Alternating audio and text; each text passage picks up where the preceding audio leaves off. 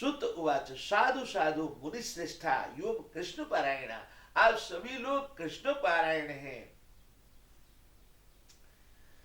कृष्ण पारायण का अर्थ क्या है? कृष्ण पारायण है और आप बार बार प्रेम प्रेम भक्ति से कृष्ण की कथा पूछ रहे हैं।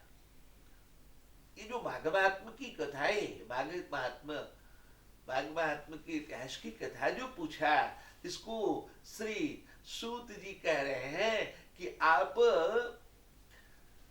कृष्ण पारायण होकर श्री कृष्ण के विषय में पूछ रहे हैं। आपने कार्तिक मास में भी श्री कृष्ण के विषय में पूछा। कार्तिक मास को तो दामोदर मास ही कहते हैं। कार्तिक मास भी भगवान श्री कृष्ण के निमित्त है जो कार्तिक का स्नान है वो भी भगवान श्री कृष्ण की प्रसन्नता के लिए है और यह स्नान भी श्री कृष्ण की प्रसन्नता के लिए। अब यहाँ तो श्री प्रयागराज में आजकल रामानंदी भी ये स्नान कर रहे हैं और दंडी सन्यासियों का अलग बड़ा होता है वो भी स्नान कर रहे हैं और श्री लक्ष्मी नारायण वाले जो श्री रामानुजी लोग हैं वो भी स्नान। 3 लोग तो प्रधान ही है, दंडीवाड़ा और रामानुजनगर और खाक चौक। तो खाक चौक में रामानंदी साधुओं की प्रधानता है और दंडीवाड़ा में जो शैव साधु होते हैं, इनके इष्ट भगवान शिव होते हैं, उनकी प्रधानता है और रामानुजनगर में श्री लक्ष्मी नारायण वाले रहते हैं। तो और इसमें कहा जा रहा है जब श्री कृष्ण भक्त भी होते हैं, वल्लभ संप्रदाय का के लोग भी स्नान कर रहे हैं और जो आपके पुष्टि मार्गी हैं और जो श्री चैतन्य महाप्रभु के गौड़ीय संप्रदाय के लोग हैं इस्कान वाले, वो लोग भी यहाँ स्नान के लिए आते हैं, श्री कृष्ण भक्त भी आते हैं। लेकिन ये कह देना श्री सूत जी का कि ये जो माघ महात्मा के इतिहास की कथा है यह तो कृष्ण प्रेम के लिए पूछी कही जा रही, इससे श्री कृष्ण प्रेम तय होता है, भगवान श्री कृष्ण का प्रेम। और सबके इष्ट अलग अलग हैं, अलग अलग इष्ट वाले भी स्नान कर रहे हैं और कह रहे हैं श्री सूत जी कि ये तो मैं कृष्ण प्रेम के लिए कह रहा हूं। अब सवाल ये है कि एक रामानंदी व्यक्ति, ठीक है हमारे लिए तो रामकृष्ण दोनों एक ही हैं, श्याम कृष्ण देव की जय बोलते हैं, लेकिन कई बार जो लोग इससे भिन्न हैं, जो शैव हैं, जो शाक्ते हैं, अगर वो देखें तो कैसे देखेंगे? कृष्ण का अर्थ यहाँ पर, और यहाँ प्रयाग में नहीं, घरों में और भी धर्म के लोग स्नान कर रहे हैं। तो माघ में स्नान तो सभी कर रहे हैं, जो भी सुबह स्नान कर लेते हैं, ठंडे पानी से नहा लिए, वो सबका माघ स्नान हो गया। तो ऐसे में वो सब कृष्ण भक्त है क्या? कृष्ण भक्त के लिए स्नान होता है क्या? माघ स्नान करने में केवल कृष्ण प्रेम पैदा होता है? कृष्ण का अर्थ होता है कर्षति इति कृष्णा, जो अपनी तरफ खींच ले वे वो कृष्ण है। तो जैसे ही माघ में स्नान करेंगे आप ठंडे जल में, अति ठंडे जल में, तो क्या घटना घटेगी? ठंडा जल क्या होता है? ठंडा जल में ऑक्सीजन की मात्रा ज्यादा होती है और जो ब्रेन का खुराक है ना वो ऑक्सीजन है साथ, और ये आपके शरीर का खुराक जो है पानी है। ये दो चीज, इसलिए कहते हैं वहां के मानसून कैसा, जलवायु कैसी है, हवा पानी, यहाँ मुहावरा भी बन गया, कहो भैया हवा पानी ठीक है, ऐसे लोग आपस में पूछते हैं रीजनल लैंग्वेज में, हवा पानी ठीक है? हवा पानी ठीक है मतलब जलवायु। हवा पानी का अर्थ है कि अगर ये बिगड़ा तो जब आप बहुत सीरियस होते हैं तो वेंटिलेटर में होते हैं तो वहाँ क्या होता है, एक तो तरफ से तो ड्रिप चल रहा होता है, पानी चल रहा होता है, और दूसरा जो है आपको ऑक्सीजन दिया जा रहा होता है। हवा पानी बिगड़ गया, हवा, अगर हवा पानी मेंटेन है तो सब ओके है, ऑल करेक्ट, ठीक है। माघ स्नान में जो हवा पानी है वो बहुत ठंडा है। वो आपके उसमें ऑक्सीजन की मात्रा बहुत है, तो आपको फ्रेश करता है बोलते हैं। और जब वो आपको फ्रेश करता है, आप बहुत ज्यादा जब अवेयरनेस आती है आप में, तो अवेयरनेस का परिणाम है कि आप मूल का ध्यान करने लगते हैं, मूल को समर्पित होने लगते हैं, इष्ट की तरफ आपका आकर्षण होने लगता है। कोई भी स्नान करेगा तो अपने इष्ट का नाम लेने लगता है, तो इष्ट में जो आकर्षण है वो श्री कृष्ण से पैदा हो रहा। आपका मन सेल्फ फोकस्ड होने लगता है, सेल्फ सेंटर्ड होने लगता है, आप अपने इष्ट के प्रति फोकस होने लगते हैं। इसी को कहते हैं कि श्री कृष्ण प्रेम पैदा हो रहा। तो स्प्रिट के तौर पे शिव शिव कहना, दुर्गा दुर्गा कहना, वाहिगुरु कहना, अल्लाह अल्लाह कहना, जो भी ठंडे पानी में नहाया उसको अपने इष्ट के प्रति जो आकर्षण पैदा हो रहा है उस कृष्ण से पैदा हो रहा। तत्वतः कृष्ण आकर्षण पैदा होना है। अब आपको अपने इष्ट से जोड़ने में, आपको स्वयं से जोड़ने में, स्वयं से जोड़ते हुए अपने मूल विषय से जोड़ने में कारण जो बनाए वो कृष्ण प्रेम है। तो ये माघ स्नान से संभव है, इसलिए ठंडे पानी में नहाना चाहिए। वो एक गाना है ना कैसे कि ठंडे ठंडे पानी में नहाना चाहिए, और गाना आए चाहे ना आए गाना चाहिए। अपने आप गाने लगेंगे, आपके सुर ताल बदल जाएंगे, एकदम भगवत पारायण हो जाएंगे, अपने गुरु गोविंद का आपसे ध्यान होने लगेगा। इसी को कृष्ण प्रेम कहते हैं। अब श्री सूत जी कहते हैं कि माघ महात्म्य अब आपसे सुना रहा हूं। कथयिष्यामि माघस्य महात्म्यम पुण्यवर्धनम पापघनम शृण्वताम पुंसाम स्नातानां च अरुणोदय। भगवान श्री वेदव्यास जी कहते हैं कि माघ स्नान का महात्म्य मैं सुना रहा हूं, जिसे श्रवण करने से अरुणोदय में स्नान करने वाले मनुष्यों का पाप दूर हो जाता। चारुणोदय है, अरुणोदय। स्नान कब करना है? जब पूर्व दिशा में लाली छा जाए। सुबह तो श्री सनातन शरद कुमार और की जो परंपरा के श्रेष्ठ मनीषी है भारतीय मनीषा के, वो तो 2 ही बजे नहा लेते हैं।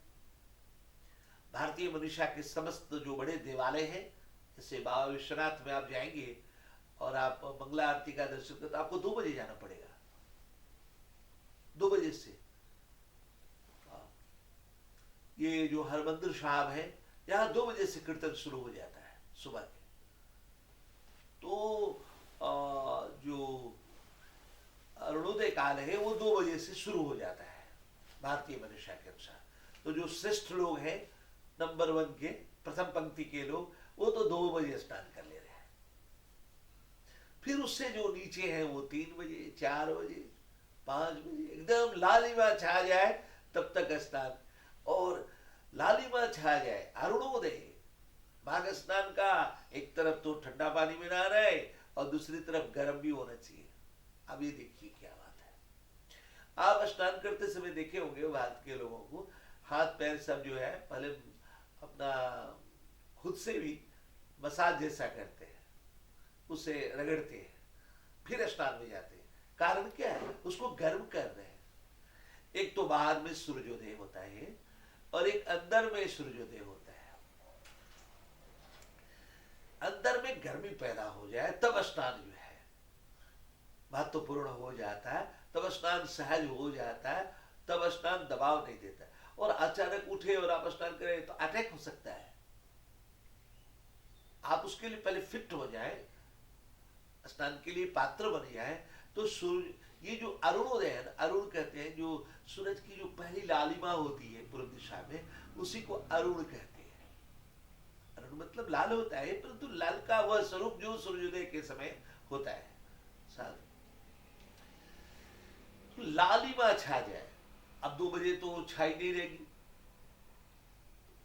वो तो सूर्योदय अगर 6 बजे होना है तो उसकी आधा घंटा 1 घंटा पहले वो बात आएगी, 45 मिनट पहले। उसके पहले तो नहीं होता, वो दिखाई नहीं पड़ता, लेकिन हो जाता है। तो 2 बजे स्नान करें आप, तो आप जो है उसके पहले कुछ ऐसे एक्टिविटी कर ले, कीर्तन कर ले, भजन कर ले, क्या, जिससे आपके अंदर ऊर्जा आ जाए। ये नहीं कि 2 बजे उठे और 2 ही बजे नहा ले। 2 बजे नहाना है तो आपको फिर 8 बजे शहर में चले जाना है, सूर्यास्त के साथ काम करना होगा। जैसे पशु पक्षी सूर्यास्त हुआ, बंद काम।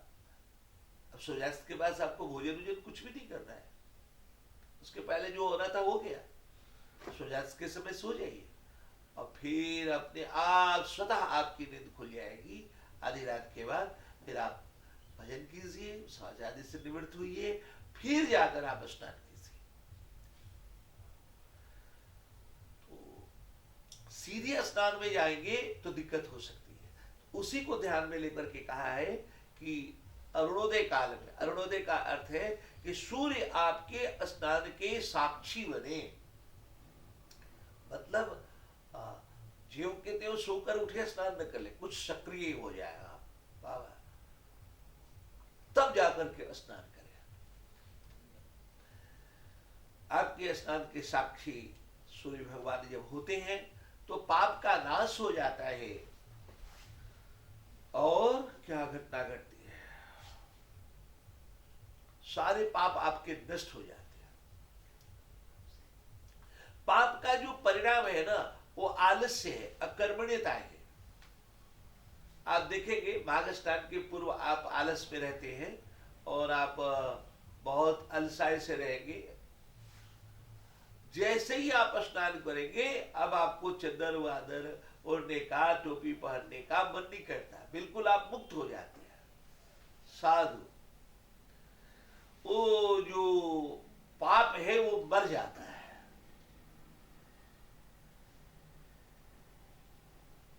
सनक आदि ऋषियों ने पूछा है कि इस कथा को, इतिहास को बताइए, ये सबसे पहले किसने किया, कब किया? एकदा पार्वती विप्रा शंकर लोक शंकर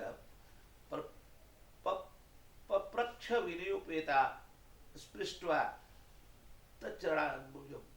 भगवती श्री पार्वती जी भगवान श्री शंकर जी से, भोलेनाथ से पूछती हैं कि हे देवाधिदेव महादेव, भक्तों को अभय देने वाले स्वामी, हे विश्वनाथ प्रसन्न होइए, अब मैं जो पूछती हूँ सो कहिए। आप मुझसे, आप अनेक धर्म सुनाए हैं, अब आप माघ के स्नान का महात्म्य सुनने की मैं इच्छा कर रही हूँ। आप कृपा करके बताएं कि माघ स्नान का महात्म्य क्या है, वो आप हमसे सुनाएं। और सबसे पहले इसको किसने किया, इसकी विधि क्या है, इसके देवता कौन है, यह सब विस्तार से आप हमको बताएं। भगवती श्री पार्वती जी ने भोलेनाथ से पूछा कि आप माघ स्नान के महात्म को प्रकाशित करें, उसके इतिहास का वर्णन करें। भगवती जी के ऐसा पूछे जाने पर भगवान श्री शंकर जी ने कहा, श्री शंकर जी ने कहा, देखिए पुराण में एक कथा कहने की शैली होती है। पुराण कैसे कथा बनाता है, कथा कहने की किस शैली को हम कथा कहते हैं, कह सकते हैं। अगर इसका हम ध्यान करें तो आपको पता चलेगा कि पुराण में जो बोलने वाला होता है वो सीधे नहीं बोलता है। जैसे श्री सूत जी से शौनक आदि ऋषियों ने पूछा तो श्री सूत जी सीधे बोल सकते थे, लेकिन उनने सीधे न बोल करके श्री शंकर जी और पार्वती जी के ध्यान कर करके कहा कि ये जो आप मुझसे पूछ रहे हैं, यही श्री पार्वती जी ने श्री शंकर जी से पूछा था, और वो जो कहे वो करे। जैसे श्री याज्ञवल्क जी प्रयागराज में, श्री याज्ञवल्क जी से जब श्री भरद्वाज जी ने पूछा श्री राम के विषय में, आखिर वो श्री राम कौन है, तो श्री याज्ञवल्क्य जी ने वही बात कही कि एक बार भगवती ने भगवान से पूछा था, श्री शंकर जी से पार्वती जी ने पूछा, जो आप पूछ रहे हैं, जो आपकी जिज्ञासा है, और उनके रेफरेंस से कहा। वास्तव में श्री शंकर जी कथा कहते हैं। कथा कौन कहे? जिसकी शंका न हो, जिसकी शंका मिट गई हो, जो विश्वास को प्राप्त हुआ हो। कथा क्या है? विश्वास को उपलब्ध हो जाना। ये जो पूरा मनुष्य जीवन है, ये फैथ मेकिंग के लिए, ये वर्कशॉप जैसा है। विश्वास के निर्माण के लिए ये मनुष्य जीवन मिला है। अगर आप विश्वास को प्राप्त हो गए, अगर जीव शिव हो गया, शंकर को प्राप्त हो गए, तो आपका जीवन सफल है। आप कथा में, शंकर स्वयं कथा है। शंका का न होना ही कथा है। शनक आदि ऋषियों ने जो पूछा था माघ महात्म्य श्री सूत जी से, तो कहा था कि आप वो माघ स्नान का महात्म्य बताइए जिस स्नान के करने से समस्त के संशय का नाश हो जाता है। स्नान करने से संशय का नाश होना, विश्वास को प्राप्त होना, अपने इष्ट के प्रति आकर्षित होना, श्री कृष्ण भक्ति को प्राप्त होना है। स्वयं के आकर्षण में सेल्फ फोकस्ड होना, भगवान की तरफ बढ़ जाना। साधु,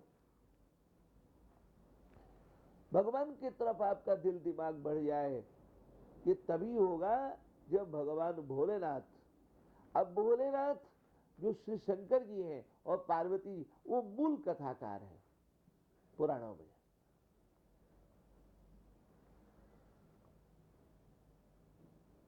कथाकार वो है जो विश्वास को प्राप्त हो, जो विश्वास की मूर्ति हो, और श्रोता वो है जो पर्वत सदृश एकाग्रता लेकर के साधनगत दृढ़ता, भजनगत दृढ़ता से श्रवण करे, वही कथा का श्रोता है।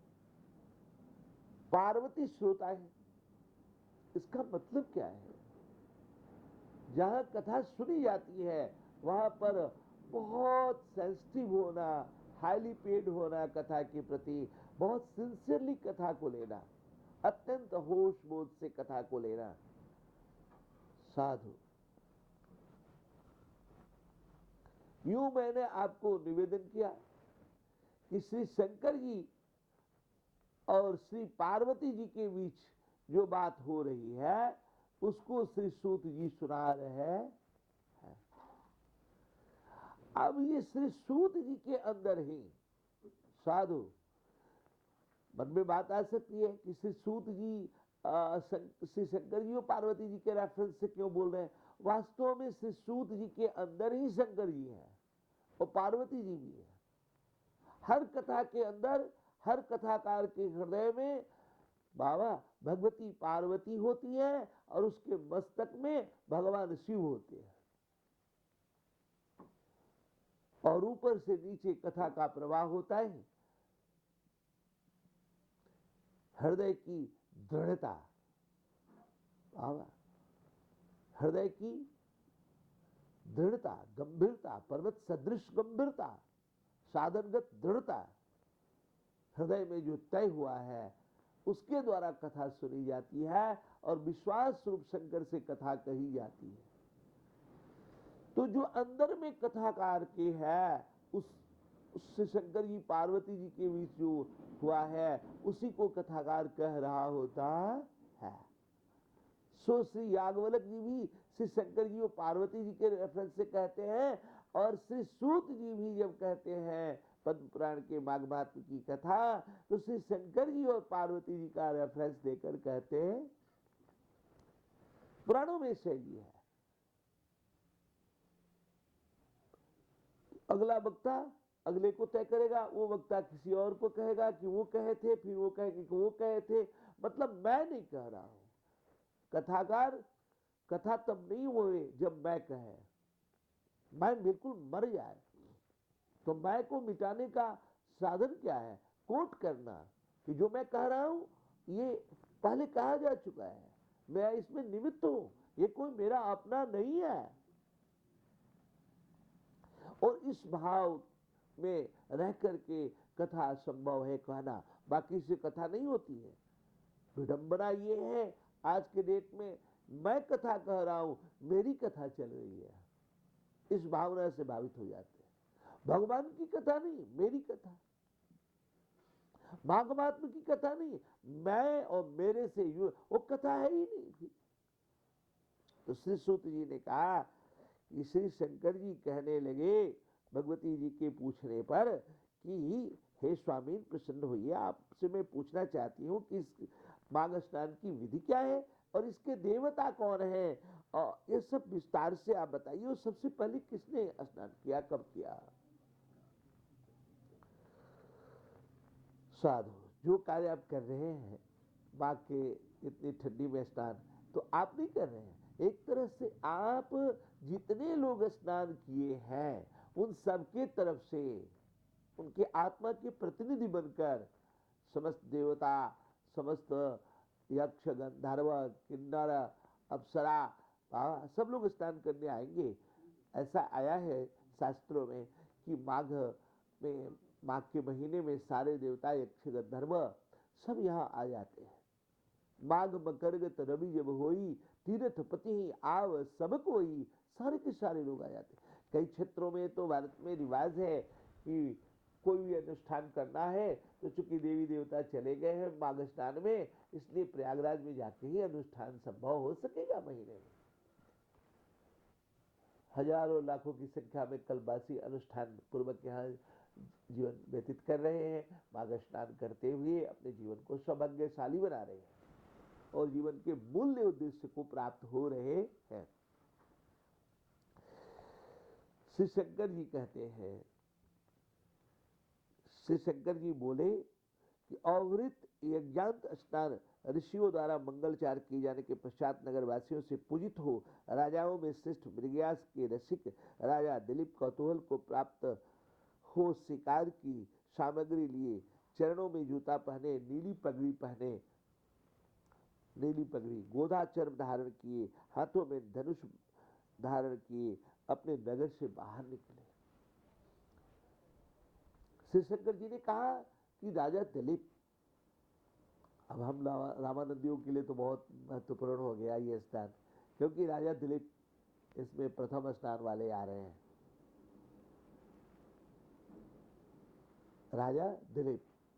राजा दिलीप अवृत स्नान कर लिए। यज्ञांत स्नान अवृत स्नान कहलाता है। यज्ञ की पूर्णाहुति पर जो स्नान होता है उसी को अवृत स्नान कहते हैं। उसको वेदों में अवृत कहते थे। यज्ञ के पूरा हो जाने पर यजमान स्नान करते थे, उनको स्नान कराया जाता था। ये स्नान से ही स्नातक शब्द बना है, जिसको हम ग्रेजुएट का हिंदी कहते हैं ना, बैचलर ऑफ आर्ट्स या bachelor of science, bachelor of technology, bachelor of commerce, ये जो ग्रेजुएट होना है, बैचलर होना है, वो स्नान से संभव होता है। दीक्षांत समारोह में पहले वेद पढ़ने बच्चे जाते थे, जब लौटने लगते थे ब्रह्मचारी अपने घर पे विद्याध्ययन करके, तो उनको यज्ञांत स्नान कराया। दीक्षांत समारोह में स्नान होता था तो कहते थे पास हो गए। तो भारत में स्नान का मतलब होता है पास हो जाना।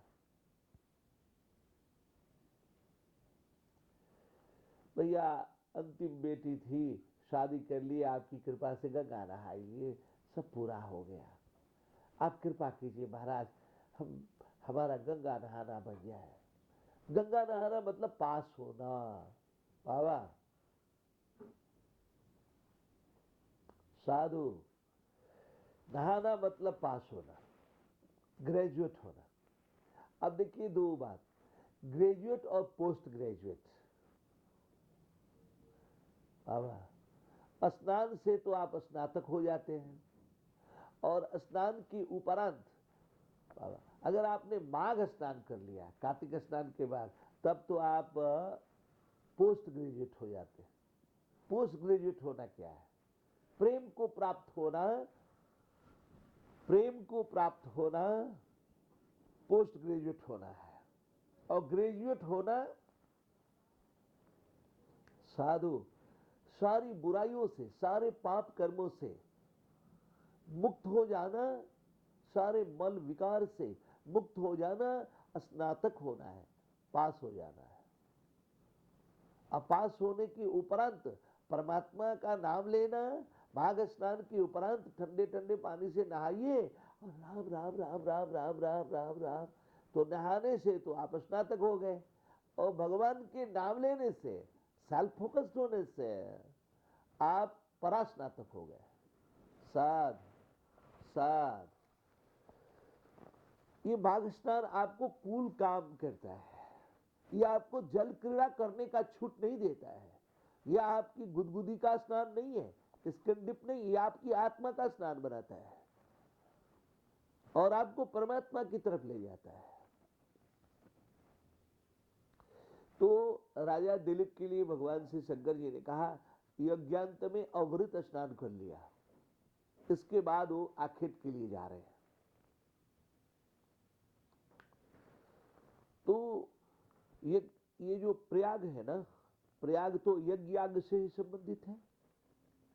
तो यज्ञ में प्रथम यज्ञ है द्रव्य यज्ञ, जो कर्मकांड से युक्त होता है। वेद में कोई 1 लाख तक मंत्र है, चारों वेदों में 1 लाख सवा लाख के लगभग है। उसमें मैक्सिमम पार्ट जो है 70-80% सारे श्लोक जो है, सारे मंत्र जो है, वो कर्मकांडीय यज्ञ के लिए होते हैं। थोड़ा उसमें ज्ञान के लिए, आस्था के लिए थोड़े से मंत्र हैं, बाकी सब ज्यादा से ज्यादा कर्मकांड का। तो गीता कहती है कि द्रव्य यज्ञ से ज्ञान यज्ञ श्रेष्ठ होता है। तो ये जो राजा दिलीप है, जो भगवान श्री राम महाप्रभु के पूर्वज हुए, जो अत्यंत गोभक्त थे, आपको पता है श्री वशिष्ठ जी ने इन्हीं को गो सेवा दी थी, और गोंडा में यही गो सेवा कर रहे थे। गोंडा गोनार्थ से बना है, जहाँ दास को भगवान ने अपनी गौशाला में गो सेवक के रूप में अपना ग्वाला बनाकर रखा है।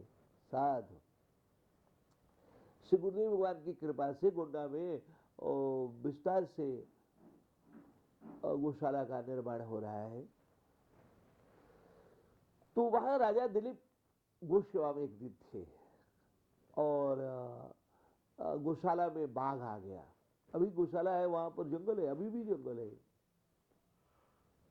वो 150 किलोमीटर का नेपाल तक का बड़ा जंगल है। बाघ एक दिन आ गया गौशाला में, और राजा दिलीप गौसेवा में प्रहरी पर थे।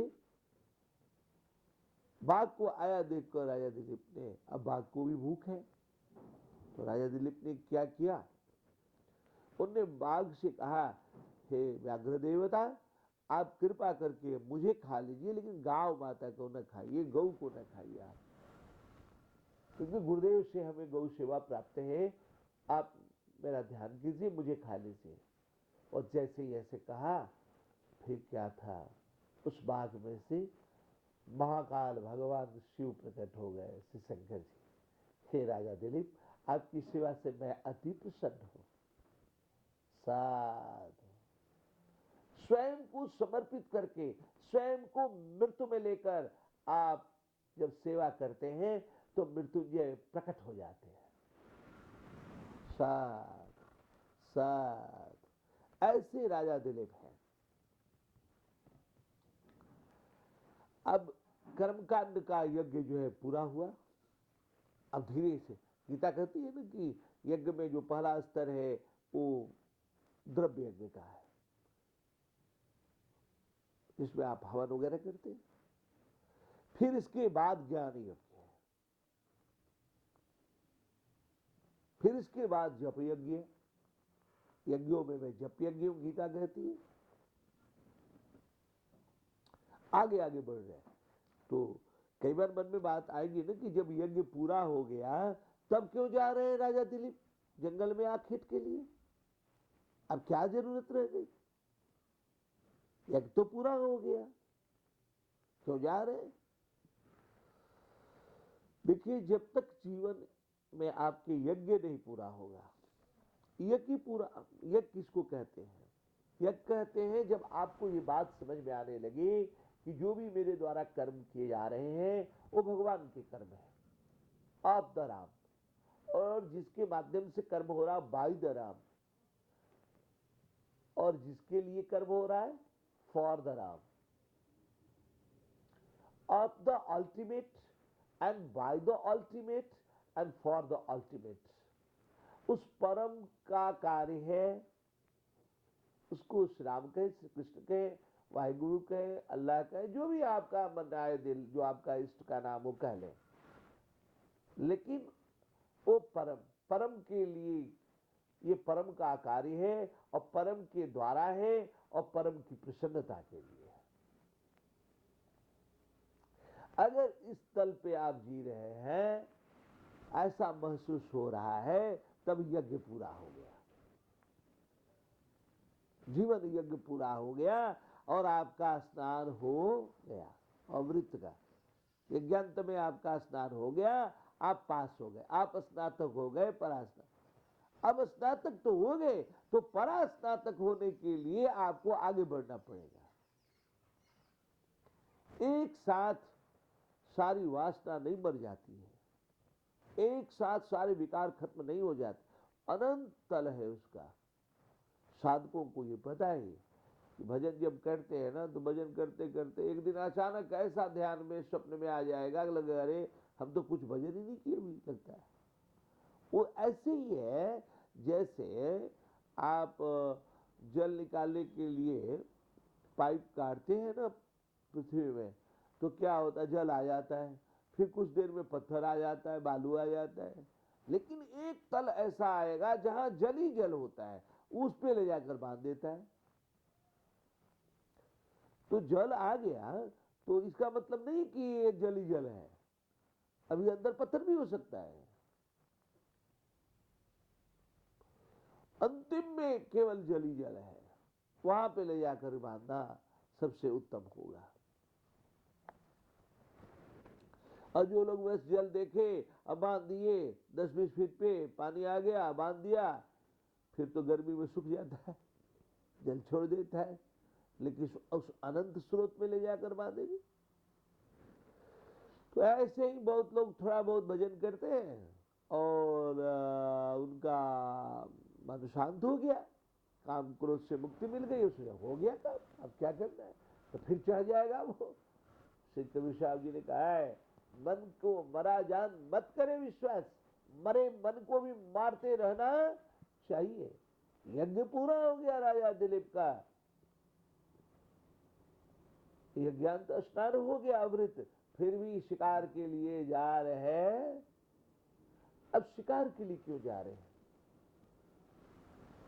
शिकार में जाना क्या है राजाओं का? भारतीय मनीषा ने पशुओं से जो संबंध स्थापित किया, वो पहला संबंध तो ये है कि हम क्षत्रिय होकर सक्रिय ध्यान के माध्यम से डायनेमिक पोस्चर, जेस्चर पोस्चर धारण करके, और जो पशुता के मूल हैं काम क्रोध लोभ आदि, उसको समाप्त कर देना, विकारों को, षट विकार और पंच क्लेश को समाप्त करना क्षत्रिय होना है। और पुजारी होना, ब्राह्मण होना, भगवान की प्रसन्नता का ध्यान करते हुए स्थिर होकर के अपने अंदर की पशुता को समाप्त कर देना, कर्म करते हुए सक्रिय ध्यान पूर्वक। अगर आपने काम क्रोध का नाश किया तो क्षत्रिय, और स्थिर होकर माला जप कर ध्यान करके काम क्रोध अविद्या अस्मिता राग द्वेष अभिनिवेश पंचक्लेश सर्विकार का नाश देखा, पशुता को मरते देखा, मार डाला, उसका गला शांति पूर्वक वो कर दिया, कुर्बानी कर दी उसकी, पावा पकड़ करके। जो मैं आपसे निवेदन कर रहा था कि राजा दिलीप का यज्ञ संपन्न हुआ, अमृत स्नान किए, यज्ञांत में अभृत स्नान करना, यज्ञ संपन्न होना है। स्नान से स्नातक हुए,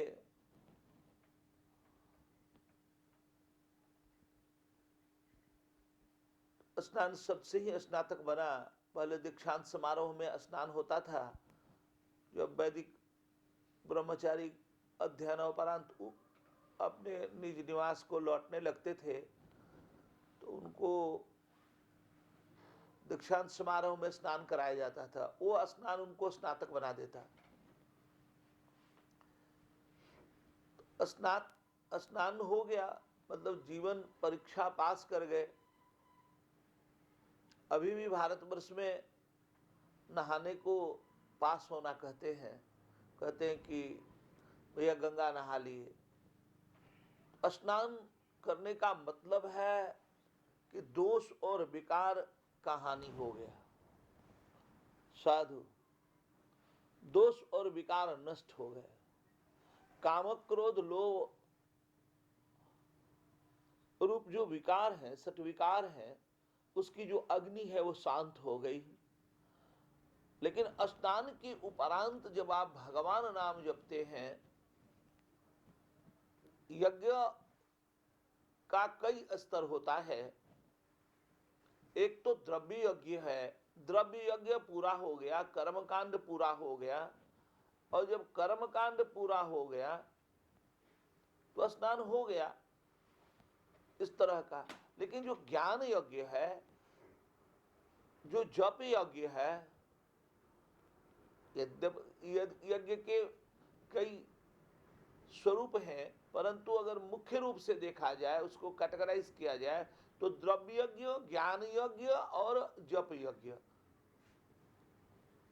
ये जो जप यज्ञ है वहां तक से आपको जाना है। तो द्रव्य यज्ञ के संपन्न होने पर स्नान करके अवृत, और जो मृगया के लिए राजा निकल रहे हैं, राजा दिलीप, जिसके लिए मैंने कहा कि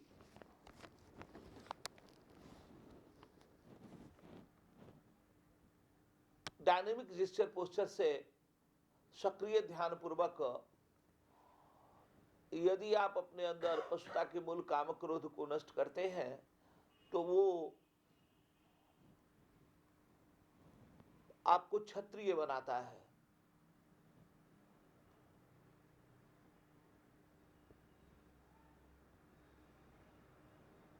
काम क्रोध एक तरफ तो ये जो क्षत्रिय शब्द है वो छाता से, जो जिससे छत्र से बना है, इसका रूप जो है छाता भी होता है।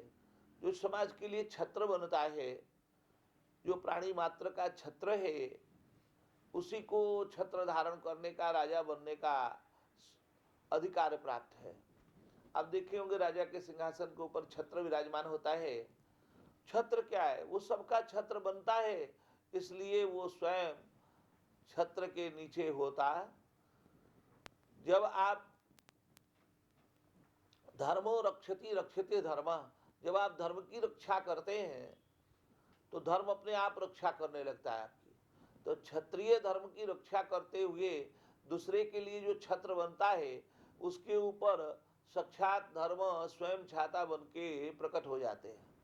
साधु, तो काम क्रोध लोभ आदि को मारना ही पशुता को गिराना है।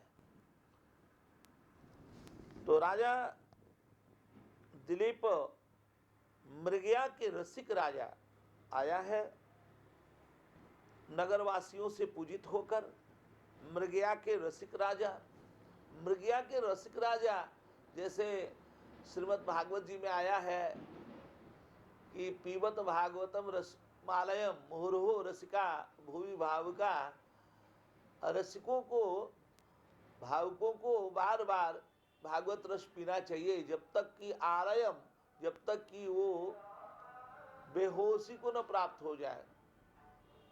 होश जब तक रहे तब तक आप पीते रहिए, जब तक आप तल्लीन न हो जाए, ब्रह्मलीन न हो जाए, आत्मलीन न हो जाए, तब तक आप भागवत रस का पान। तो उसमें रसिक शब्द आया है। ये किसको सौभाग्य प्राप्त है? रसिकों को केवल सौभाग्य प्राप्त है, सबको नहीं। ये भावुकों को प्राप्त है। तो राजा दिलीप का यज्ञ संपन्न हुआ, अवृत स्नान हो गया, स्नातक हो गए, मृगया के लिए जा रहे हैं, नगर वासियों ने पूजन किया। अब द्रव्य यज्ञ तो पूरा हो गया, साधु, द्रव्य यज्ञ पूरा हो गया। यज्ञ के लिए मैंने जैसा निवेदन किया कि जो इसको महसूस होता है कि जो भी चीज है द्रव्य में प्रयोग हो रहा, यज्ञ में प्रयोग हो रहा, जो भी द्रव्य है वो सब भगवान का है और भगवान के द्वारा प्रयोग हो रहा है और भगवान की प्रसन्नता के लिए हो रहा है। Of the Ram, by the Ram and for the Ram, of the ultimate, by the ultimate and for the ultimate. ये अगर महसूस हुआ तो द्रव्य यज्ञ तो संपन्न हो गया, लेकिन ज्ञान यज्ञ संपन्न करने की दिशा में ये मृगया हो रहा है। द्रव्य यज्ञ संपन्न हो गया, द्रव्य यज्ञ की जो आत्मा है ना वो ज्ञान यज्ञ है और ज्ञान यज्ञ की जो आत्मा है वो जप यज्ञ है। तो यात्रा आगे बढ़ रही है परा स्नातक होने के लिए। देखिए पुराने भवन का गिर जाना, जीर्ण शीर्ण प्राप्त भवन का गिर जाना एक बात है, लेकिन वहां जब तक कि नए भवन का निर्माण नहीं होता तो गिरना सार्थक नहीं होता। गिरने की सारी सार्थकता है नए भवन के निर्माण से। दोष विकार आपके खत्म हो गए, आपने पशुता को समाप्त कर दिया और जप यज्ञ के माध्यम से, स्नान यज्ञ के माध्यम से आप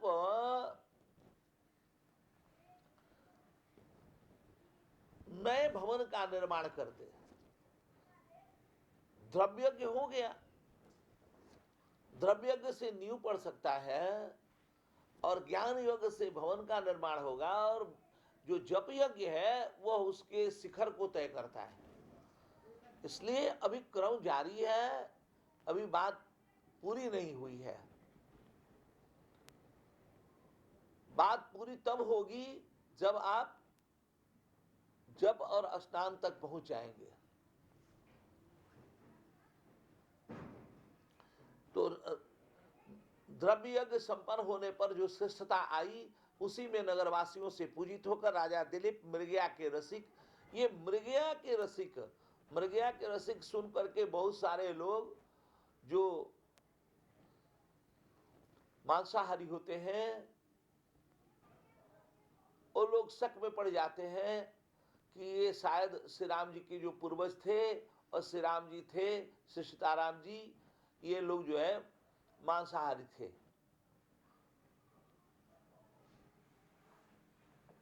ये बिल्कुल गलत धारणा है। महर्षि वाल्मीकि ने वाल्मीकि रामायण में लिखा है कि रघुवंशी कभी भी मांस नहीं खाए।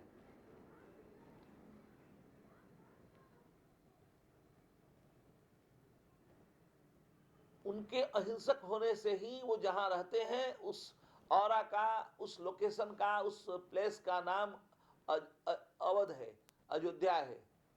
अवध का अर्थ होता है जहां पर हिंसा न हो। हिंसक लोग जहां रहेंगे वो अवध नहीं होएगा। और हिंसा के वातावरण में भगवान नहीं अवतार लेते, प्रकट होते। उनका लक्ष्य हिंसा नहीं है, अहिंसा की स्थापना है। और अहिंसा की स्थापना के दरमियान जो हिंसा होती है उसको हिंसा नहीं कहते, उसको ऑपरेशन कहते हैं। वो हिंसा सृजनात्मक है, निर्माणकारी है, डिस्ट्रक्टिव नहीं है। क्रिएटिविटी लिए हुए बहुत ही कंस्ट्रक्टिव है। जैसा निवेदन किया कि रघुवंशी कभी भी मांसाहारी नहीं थे, तो मृगया के रसिक का क्या अर्थ है? मृगया का, मृग कहते हैं जो मृत्यु की तरफ गमनशील है वो मृग है। जो मृत्यु की तरफ बढ़ रहा है वो मृग है। ये सूरज चांद ये परमाणु से लेकर ब्रह्मा तक सब मृग है। अंतिम अर्थों में, आत्यंतिक अर्थों में जो मृत्यु की तरफ दौड़ रहा है, जिसका दौड़ना मृत्यु की तरफ, दौड़ने का लक्ष्य मृत्यु को उपलब्ध होना है, सारा मूवमेंट मरने को है। साधु ये रूढ़ हो गया है हिरण में, परंतु वास्तव में सूरज चांद भी सारे मृग ही समझे जाएं। और मृगया के रसिक श्री कबीर साहब कहते हैं कि सूरज मरिहे चंदा मरिहे मरिहे सकल जहान हो। जिसको सारा जहान सारा संसार मरता हुआ दिख रहा है, सूरज चांद मरता हुआ दिख रहा है, वो मृगया का रसिक है। मृगया मतलब वो जो मरने वाला है उसको देख लेना, मृत्यु से मुक्त हो जाना है। साधु मरने वाले को जान लेना, मरने वाले को मार देना, मरने वाले की मरने की घोषणा कर देना, स्वयं मृत्युंजय हो जाना है। साध साध यूं मैंने आपको निवेदन किया कि मृगया के रसिक मृग को मारना, मृग तो स्वयं ही मर रहा है, मारना नहीं है, वहां दृष्टा होना है। और जैसे ही आप दृष्टा होते हैं, ये जो काम क्रोध लोभ है यही मृग के मूल है। इसी के कारण से मृत्यु होती है, इसी के कारण मूवमेंट होता है।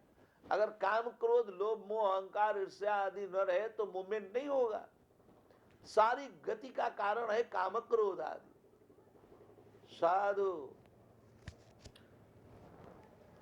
तो गति को रोक देना मृगया का रसिक होना है। स्थित प्रज्ञ हो जाना, स्वरूपस्थ हो जाना, स्थित ध्येय हो जाना। मृगया के रसिक राजा दिलीप निकले। कौतूहल को प्राप्त शिकार की सामग्री के लिए चरणों में जूता पहने। आज स्वामी जी को हम लोगों ने जूता पहनाया, स्वामी श्री ओमानंद सरस्वती जी महाराज को। साधु जूता का अपना एक खास महत्व है। साधु साधु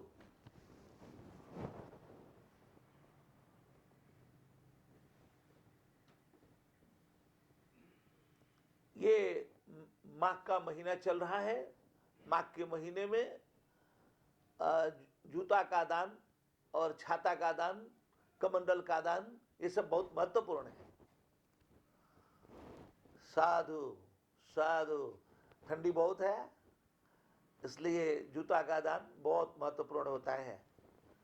छाता का दान, कमंडल का दान। जूता पे हम निवेदन करें, जूता की जो सेवा है वो विराट पुरुष परमात्मा के चरण की सेवा है। चरण से भगवान के शूद्र पैदा होते हैं। साधु सेवा करने वाले की सेवा करना, दासा नाम दासोहम, ये वैष्णवता का मूल है। बाबा श्री चरणों में बैठकर बाबा किसी को जूता पहना देना, समझ जाइए आप विराट पुरुष परमात्मा के चरण की सेवा किए हैं। साधु साधु साधु तो जूता पहनकर, जूता पहनने से सेवा को बल मिलता है। सेवा की दृढ़ता तय होती है, सेवा को आधार मिलता है, सेवा को एक निश्चित आधार मिलता है। साध साध हमारे वैष्णवों में सत्संग, स्वाध्याय, साधना और सेवा, आध्यात्मिक उत्थान के ये चार बड़े स्तंभ हैं। इनमें जो सेवा है वो अत्यंत महत्वपूर्ण है। सत्संग स्वाध्याय साधना जिसका संपन्न हुआ है उसी से सेवा बनती है। श्री भरत जी कहते हैं आज्ञा सम न सुसाहिब सेवा, आज्ञा में रहना ही सेवा है। साधु तो श्री चरणों की सेवा, इसीलिए भारतीय मनीषा चरण छूने को कह रही है, ताकि सबसे जो कठोर धर्म है सेवा वह हमसे निष्पादित हो सके। साधु तो मृग्या करना है, और जिसके चरण में बल नहीं है, चरण जिसका सुरक्षित नहीं है, जो डाउन टू अर्थ नहीं होता, उससे सेवा नहीं होती है। साथ जो जमीनी आदमी होता है, जिसका जमीन पक्का है, जिसकी पकड़ अब मजबूत है, जो डाउन टू अर्थ है, उसी से सेवा। तो जूता पहनना जमीनी पकड़ बनाना है। साधु साधु साधु जूता पहनकर राजा दिलीप, बाबा राजा दिलीप ने जूता पहनी है। सेवा को एक निश्चित आधार भूमि प्रदान करते हुए जूता पहना गया और नीली पगड़ी बांधी है, पगड़ी नीली बांधी है, जमीन जूता है और आसमान जो है पगड़ी है। साधु जो व्यक्तित्व यह महसूस करता है कि हमारे लिए जो है जमीन ही जूता है और आसमान हमारी पगड़ी है, आसमान हमारा हैट है, साधु क्राउन है, क्या कहना, वो विराट पुरुष है। साधु साधु साधु आपका जो विशाल स्वरूप है, आपका जो व्यापक स्वरूप है, वह जब तय होता है तब आपके अंदर पशुता के मूल का मरना होने लगता, तब आपसे मृग्या संभव हो पाता। साधु साधु तब आप में कर्तापन नहीं होता, सारा क्रेडिट जूते को, जमीन को और आसमान को जा रहा, बीच में मैं निमित्त हूं। साधु साधु साधु साधु नीली पगड़ी देखिए, रंग जो होता है ना, रंग में सफेद रंग की शुरुआत सफेद से होती है, फिर सफेद से आप आग जलाएं, आग में फ्लेम का रंग पहले सफेद होगा, फिर लाल होगा, फिर पीला होगा, फिर नीला होगा। अभी जो पहले भोजन माताएं बनाती थी घरों में, तो लाल तक जाता था, पीला तक से बस, ज्यादा से ज्यादा कोयला वेला इतने जाता था, लकड़ी उकड़ी और भी नीचे। अब तो ये गैस आया, गैस नीला प्रकाश करता है शुरू से। पहले स्टोव जलाते थे तो स्टोव में जब पीन उन मार देते थे तो कुछ देर वो नीला रहता था, फिर वो पीला, फिर लाल, फिर ऐसे नीचे घटते सफेद होके बंद हो जाता था। साधु तो गहरा रंग, गहराई के कारण और ऊंचाई के कारण नीलापन दिखता है समुद्र और आसमान में। समुद्र गहरा होकर नीला हो जाता है और आसमान ऊंचा होकर के नीला हो जाता है। साधु तो जिसकी समझ साधु अत्यंत गहराई और ऊंचाई को प्राप्त है, जिसका मस्तिष्क अत्यंत गहराई और ऊंचाई को उपलब्ध है, गहराई से ऊंचाई नापा गया है। इधर आप अयोध्या से, अयोध्या की तरफ हम लोग जब जाते हैं ट्रेन से, तो ये सब इस प्लेटफॉर्म पे लिखा रहता है कि समुद्र तल से इसकी ऊंचाई इतनी है, सी लेवल से नापा जाता है। तो जो जितनी गहराई को प्राप्त है वो उतनी ऊंचाई को प्राप्त है। साधु इसीलिए भारतीय मनीषा ने साधु गहराई में भी भगवान को देखा है और ऊंचाई में भी। समुद्र में भी और सातवें आसमान में भी। और लोगों ने तो ऊपर देखा है, नीचे नहीं देखा है, गहराई में नहीं देखा है। लेकिन जरा देखिए समग्रता कितनी है सनातन दर्शन को प्राप्त। ओ नीचे भी, गहराई में भी और ऊपर भी। गहराई तो जूता का है और पगड़ी का ऊंचा स्थान है, और पगड़ी का नीला होना तो बहुत खूबसूरत है। नीला पगड़ी तो बहुत ही अच्छा। साधु साधु। नीली पगड़ी का अर्थ है कि अत्यंत ऊंचाई को प्राप्त है। अत्यंत ऊंचाई क्या है? अत्यंत ऊंचाई है श्री राम जी के निमित्त होकर के जीना, अपने को निमित्त मानना, उस परम का निमित्त अपने को महसूस करना, अपना कुछ नहीं होकर सब कुछ संपन्न होते हुए देखना, नथिंगनेस टू एवरीथिंगनेस की यात्रा को उपलब्ध हो जाना। साधु। कुछ नहीं होकर सब कुछ संपन्न होने में हम नीली पगड़ी बांधे हुए राजा दिलीप को देख रहे हैं। साधु।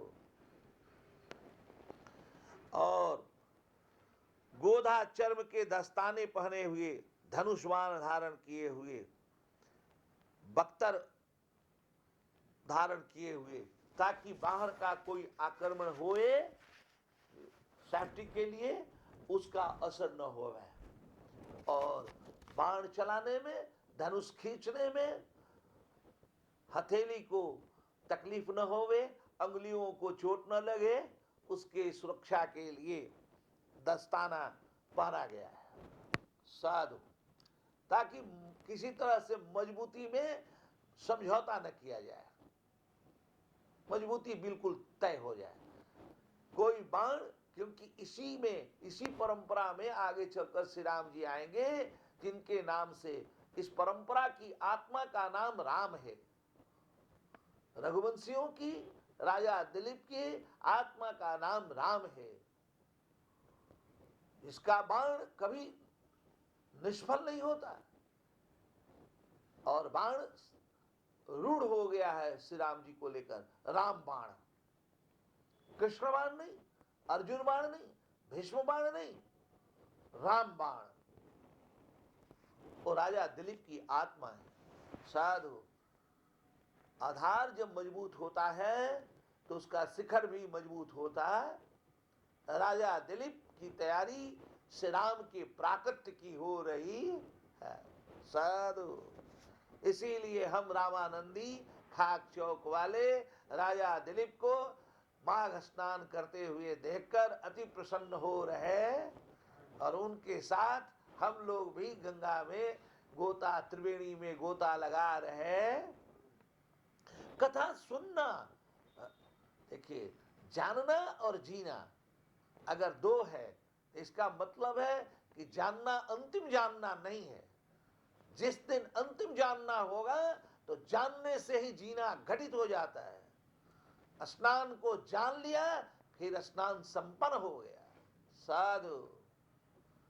जो कुछ भी स्नान से होता है वो स्नान की कथा सुनने से हो जाया करता है।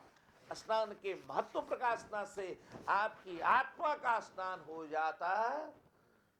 फिजिकल स्नान तो घोषणा मात्र है। साधु साधु साधु। ठीक से जानना और जीना एक साथ तय होता है। जानना ही जीना है। धनुष धारण करके, धनुष बाण लेकर बाहर निकले। तलवार धनुषधारी योद्धाओं को साथ ले मनोहर वन में विचरते हुए सिंह के समान पराक्रमी राजा अनेक नदी सरोवरों को लांघते, कुंजों में मृगों को ढूंढते, उनके साथ क्रीड़ा करते। मारो मारो मारो मारो, यह मृग भाग जाता है। जो अब देखिए, आध्यात्मिक यात्रा जो है वो सामूहिक यात्रा है। सर्वजन हिताय सर्वजन सुखाय। बाहर निकले मृगया के लिए, नगरवासियों ने पूजा की और तमाम राजा इनके साथ सहायक है। साधु। तमाम राजा इनके सहायक हैं, क्योंकि राजा राम यहाँ आने वाले, जिसके राज्य में दैहिक दैविक भौतिक तापा राम राज्य का हूं नहीं व्यापा, जिसके नाम से राज्य रूढ़ हो जाएगा, राम राज्य, कृष्ण राज्य नहीं, द्वारकाधीश का राज्य नहीं, राम राज्य, हरिश्चंद्र का राज्य नहीं, राम राज्य, ये सब उसी की भूमिका तय हो रही। राजा दिलीप तमाम राजाओं की अगुवाई कर रहे हैं। देखिए, जब आप बड़ा कोई कार्यक्रम लेकर चलते हैं ना, तो आपके सहयोगी भी उसी तरह के खड़े हो जाया करते हैं। आपका उद्देश्य क्या है? आपका उद्देश्य है श्री राजा राम का अवतरण। साधु साधक की साधना का, आराधना का, उपासना का लक्ष्य क्या है? राम राज्य का अवतरण, जहां किसी को किसी तरह का कोई कष्ट न होवे। साधु, यह जो आदर्श कल्पना है, इसकी स्थापना ही समस्त साधना आराधना उपासना का लक्ष्य हो सकता है। तो बड़े लक्ष्य के साथ चल रहे हैं, इसलिए तमाम राजा उनके साथ सहयोगी बन के खड़े हैं। और क्या कहा जा रहा है? आत्मक्रीड। ये मृग्या करना मतलब आत्मक्रीड होना है। भारतवर्ष में जो ये ओलंपिक होता है, ओलंपिक में गोल्ड मेडल कम आता है। तो एक आलोचक हमसे कह रहे थे कि भारत के नौजवान बस एक कथा कीर्तन में लगे रहते हैं और ओलंपिक का सारा गोल्ड मेडल बाहर चला जाता है। हमने कहा, महानुभाव, शरीर के खेल में तो जिसका शरीर मजबूत है, जो शरीर में जी रहा है, वही तो ले जाएगा। अफ्रीका वाले अपने को शरीर समझते हैं, चाइना वाले अपने को शरीर समझते हैं, वहां आत्मा की धारणा है ही नहीं। तो जो शरीर अपने को मान के चल रहा है, वो तो शरीर के खेल में जीतेगा। कभी रहा होगा, हम भी अफ्रीका की तरह और चाइना की तरह शरीर में आगे रहे होंगे। अब हमारी यात्रा बहुत दूर निकल गई है, हम इंद्रिय मन बुद्धि को भी अपना होना नहीं मानते। भारतवर्ष के जब गार्जियन जाते हैं ना अपने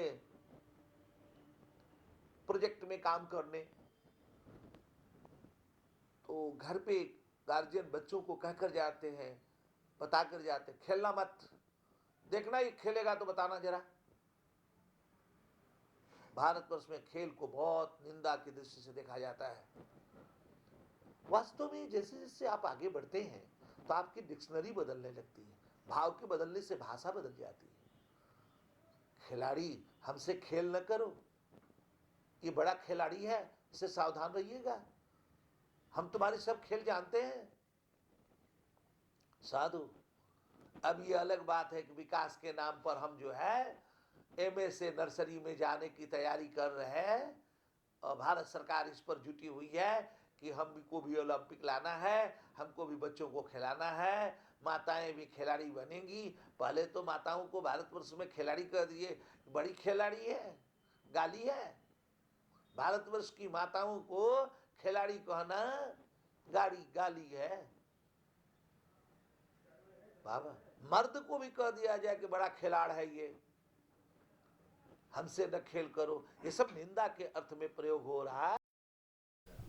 मैं आपको निवेदन किया कि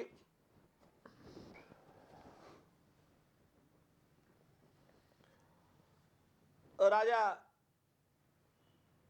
अनेक राजाओं के साथ क्रीड़ा करते हुए मैं कह रहा था कि ये जो क्रीड़ा है, जो खेल है, वो हमारे शरीर इंद्रिय मन बुद्धि का नहीं है। यहाँ पर जो कूटनीतिकार होते हैं, जो राजनीतिज्ञ होते हैं, उनको भी हीन दृष्टि से देखा गया है। वो दिमाग से खेल करते हैं। कूटनीति जो है ना, दिमाग का विषय है। कूटनीति जो है वो दिमाग का विषय है। इसलिए भारतवर्ष में कूटनीति को भी अच्छा नहीं मानते। साधु कहते हैं लोग, हमसे राजनीति न करिए, हमसे बुद्धिमानी न करिए, हम आपकी सब बुद्धिमानी समझ रहे हैं। यहाँ बुद्धिमानी को, हिपोक्रेसी को, डिप्लोमेसी को अच्छा नहीं मानते हैं। यहाँ चाणक्य को अच्छा नहीं मानते। साधु साधु यहाँ पंचतंत्र की कहानियां जो नीति से जुड़ी हुई है, यहाँ विदुर नीति को बाबा बहुत बड़ाई नहीं प्राप्त है, अंतिम बड़ाई नहीं प्राप्त है। किसी भी चालाकी को साधु यहाँ अंतिम बड़ाई नहीं प्राप्त होती है।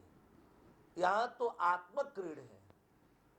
आत्मक्रीड जब व्यक्ति होता है, अच्छा शरीर के खेल को क्यों बुरा माना गया?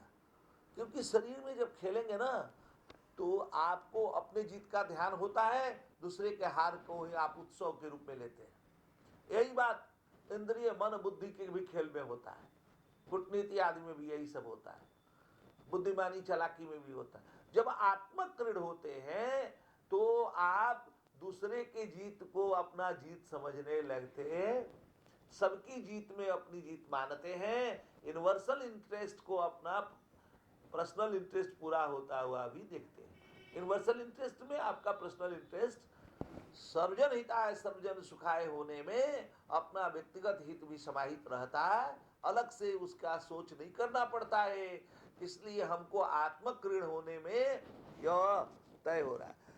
यज्ञांत के बाद अमृत स्नान करके राजा मृगया को जा रहे हैं। इसका मतलब है कि वो ज्ञान यज्ञ की तरफ बढ़ रहे और जो पशुता का मूल है उसको समाप्त कर देना है। काम क्रोध आदि को, साधु संशय आदि को, अविद्या अस्मिता राग द्वेष अभिनिवेश को, क्लेश और विकार, साधु पंचक्लेश और विकार की समाप्ति की घोषणा बाबा मृगया की सफलता होगी। साधु साधु साधु मारो मारो यह मृग भगा जा रहा है, मारो मारो यह मृग भगा जा रहा है। अर्थात कोई गति, कोई भागना न होवे। सूत्र क्या है? न भोगो न भागो बल्कि जागो। साधु न भोगो न भागो, जागो। जगने से भगने वाला मर जाता है। जगना दृष्टा होना है, मारना भी नहीं है, निमित्त होना है, अपने आप उसकी मृत्यु तय हो जाएगी। साधु मारेंगे तो आप हिंसक हो जाएंगे, इन्वॉल्व हो जाएंगे, फिर आपको राम श्री राम की प्राप्ति नहीं होगी, मूल उद्देश्य से आप भटक जाएंगे। आपको दृष्टा होना है, किसी को मारना नहीं है, वो अपने आप मर जाने वाला। साधु साधु तो जो कह रहे मारो मारो, इसका क्या अर्थ हुआ? मारो मारो का अर्थ है ओ अपना होश को प्राप्त हो जाओ, बोध को प्राप्त हो जाओ, साक्षी भाव तुमसे तय होने लगे। ये सब तो अपने आप मर जाने वाला। साधु आपके कुछ नहीं होने में सब कुछ कार्य हो रहा है, कुछ नहीं होने में ही सब कुछ, आपकी जो विंगनेस है, आपकी जो उपस्थिति है, उसी से सब हुआ जा रहा है। आपका जो संकल्प है, भारतीय मनीषा जो संकल्प करती है, संकल्प से सृष्टि परमात्मा ने की है, तो यहाँ संकल्प मात्र से सब हो जाता है। संकल्प कर लिया कि भंडारा होना है, भंडारा चल रहा है। संकल्प कर लिया कि गौशाला होना है, संकल्प से सब हो रहा। साधु साधु साधु भगवदीय संकल्प। साधु श्री राम का ध्यान करते हुए जीने से सब हो रहा है। ना आपके कहने से कुछ हो रहा है, ना आपके करने से कुछ हो रहा है, अरे उसके होने से सब कुछ हो रहा है।